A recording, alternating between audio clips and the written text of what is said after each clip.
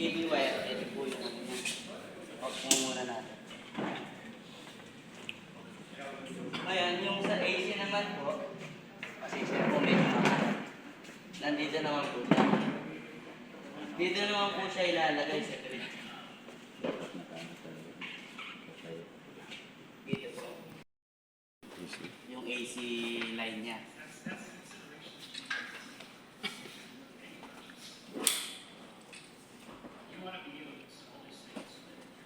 Testing po natin.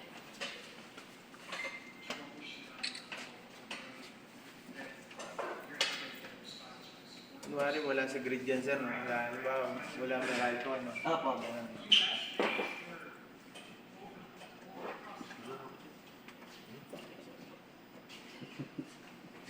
Nakakabahan. Ayaw mo pa naman. Kabasa, magwapo nga sa akin.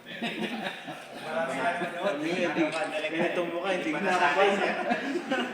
Hindi pa nasanay, sir. First time na. Huwag kang kabahan, sir. Hawak ko pa naman, co-driver. Mamataranta ka. Ngayon po sa battery sir, huwag nyo pong pagbalik na rin kasi masisira po yung inverter. Polarity. So, yung ganito model ko kasi, so, from that model, yung iba nasanay doon na nasa kaliwa yung positive. So, I mean, nasa kanan. Ay, hindi, kaliwa, tama. Nasa kaliwa. So, dito sa bagong version po natin, nasa kanan na siya. So, may mga instances na nababaliktad nila. Kaya yun, tagging pa naman po nito ay sobrang andito sa taas. Kaya hindi na napapansin. So ito na yung bagong model? Yes po, ito na po yung bagong model. Bagong model niya, may pisakra na. Apo. So, kailangan before installing, Ganun yung before installing, kailangan yung take note natin, talaga yung clarity niya kasi importante po yan. Ano yung baliktad sir? Kasi siya yung relay niya. Based sa experience namin, sir, hindi naman siya totally sure sa akin. Bumibigay ko yung business sa loob ko. dito sa ano, dito sa MCC yung baliktad yung sa halimbawa, ito, pero dapat ganun ba yun? Okay lang yan, wala namang pula Depende po sa breaker. May mga breaker tayo na polarized. Yung mga na one way yung flow na direct. So for this model po, meron siya pwede siya na-interchange po. Basta yung lalabas na gano'n. Yes po. Magiging ano ka na. Positive tapos negative. Style. Ito naman po yung communication cable. Ilalagay po sa DMS.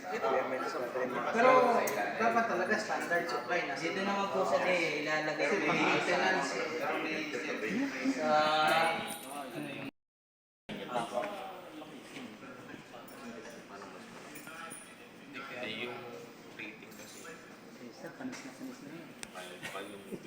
Tapos kapag po mag-set up na po kayo, hintayin nyo lang po mag-bit check. Mag-beat siya. Apo. Tutunog naman po yung relay.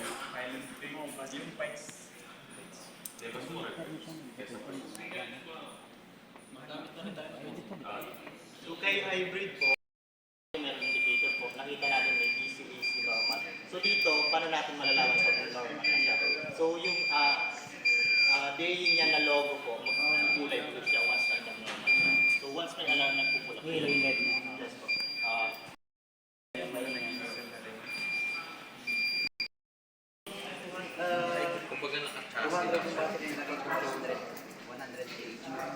Yung kung yung ano niya sir, yung mababasa niya, yung ano lang yung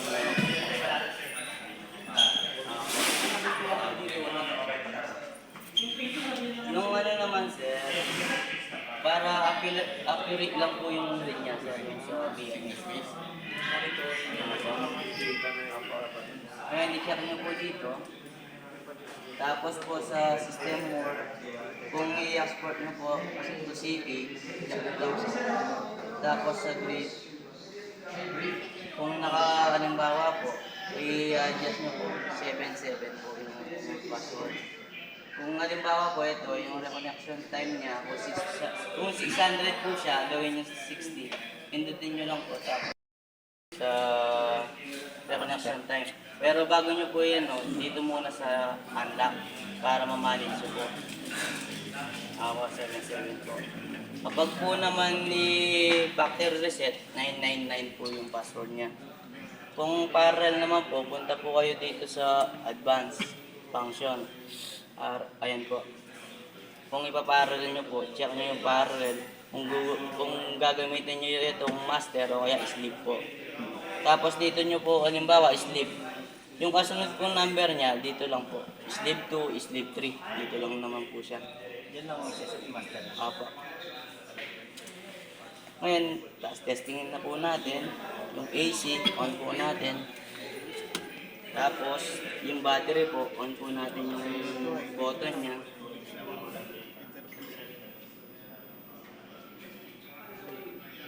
Doon po natin yung trigger.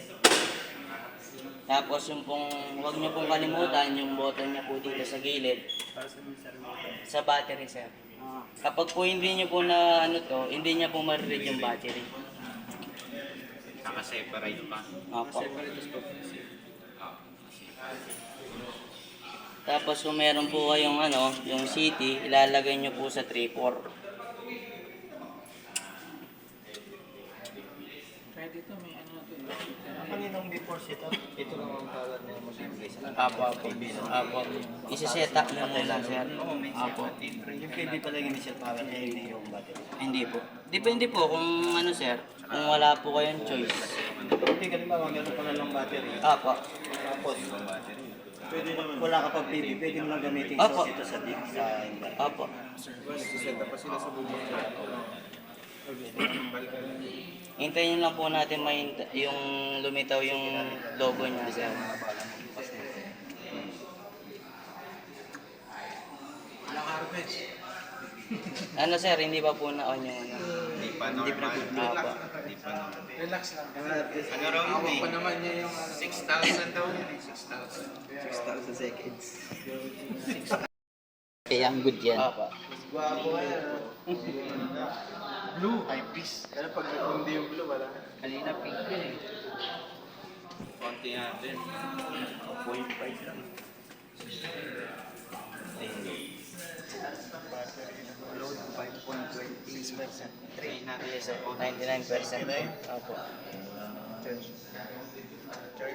Sinard sa grid. Sir, halimbawa na drain daw yung battery, no? As Apa. in 0-0 talaga. Paano yung manual charge sa halimbawa? Diyan. Sa ano, sir, dito po sa use bat. Gagawin nyo lang po yung use bat niya. Use bat po. Dito po. I-check nyo lang po yun. Para ma-read niya po itong battery. Para ma-charge. Pag lithium po kasi may standard po yan eh. Mga 35%. Dapat. Yung shockout na siya dun. Ang stop niya. Apo. Pwede mo rin i-force charge yung battery. Oh, pwede naman po Gamit dito. yun. Apo. Kunwari na zero. Po siya, try nyo muna palitan. Dapat ma-read niya po dito, sir. Yung dito sa BMS niya, sir. Pindutin nyo lang po yung logo ng battery. Dito po. Dapat po meron siyang ma-read niya value. Para po makita yung kung ilan yung percent niya. Cable o battery ang may problema. Pagka walang value, possible cable. Opo, possible dito po. Hindi siya nagko-connect. Apo, apo. Kapag i-use bat, para ma-read niya po yung value ng voltage ng battery, sir. BMS, yan po yung tingnan nyo lagi yung value nito. Kung meron siyang value. 0-0. Ibig sabihin wala pang communication. Charge out yung battery. Ano ba yun? Check mo na lang sa Hindi niya ma-read. Ayan, sir. Punta kayo po dito. Ayan yung magiging ano niya. Walang value. Apo. Tapos pag kinabit mo sir, babak mo na. Huwag ganyan sir, pwedeng ma-deplete yung battery. Walang communication. Matitrip siya. Pwedeng ma-overload. Sir, mawawala pa rin yung ganito. Ito, nakakabit. Oo, yan. May beta. Asan yung ano nito? Ilalapag. Wala pa yung turno. Dito, ano lang, Sir Philip lang.